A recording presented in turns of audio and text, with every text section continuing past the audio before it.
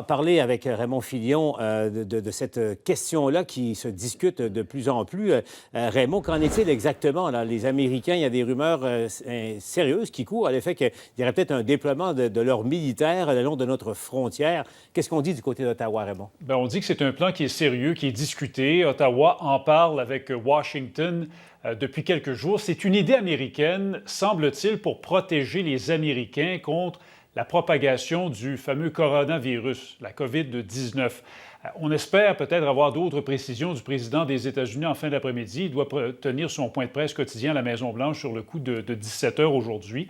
On sait qu'actuellement, la frontière entre le Canada et les États-Unis, elle est fermée à tous, sauf les déplacements essentiels ou encore les Américains ou les Canadiens qui veulent rentrer à la maison, ainsi qu'au commerce.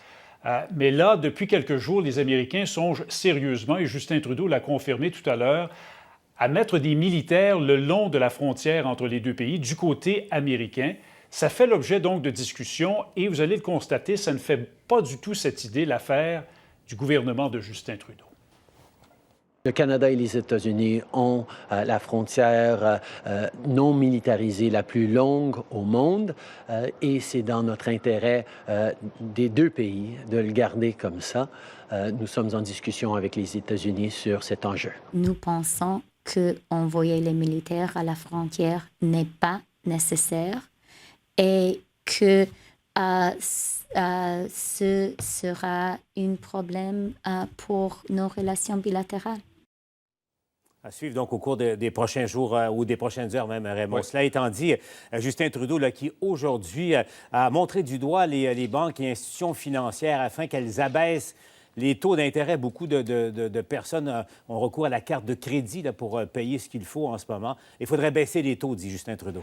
Oui, et il dit d'ailleurs que son gouvernement est actuellement en discussion avec les banques, avec les compagnies de cartes de crédit, parce qu'évidemment, on le sait, Paul, il y a bien des gens qui ont perdu leur emploi, qui sont très nerveux alors que la fin du mois approche et les taux d'intérêt sur les cartes de crédit frôlent les 20 % Alors, M. Trudeau dit que son gouvernement discute présentement avec les banques de la possibilité d'offrir une période de grâce aux consommateurs. On peut l'écouter.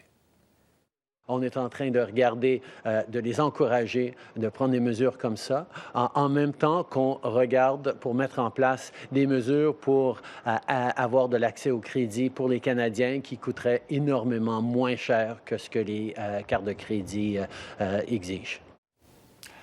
Alors, rien d'arrêté pour l'instant, nous dit-on en coulisses, mais quelque chose en ce sens pourrait être annoncé dans les prochains jours. On verra bien. M. Trudeau, je vous le dis en terminant, il a tenu à mettre les Canadiens en garde durant son point de presse ce matin contre une arnaque. Semble-t-il qu'il y a des gens qui ont commencé à recevoir un message texte qui semble venir du gouvernement canadien à propos de cette nouvelle prestation canadienne d'urgence qui a été dévoilée hier par le gouvernement de Justin Trudeau, là, le 2 000 $ par mois par personne. M. Trudeau qui a dit aux gens, faites attention, c'est une arnaque, ne vous faites pas avoir. Incroyable, des gens tentent de profiter de la situation. Oui. Raymond, on suit ça pour nous du côté d'Ottawa.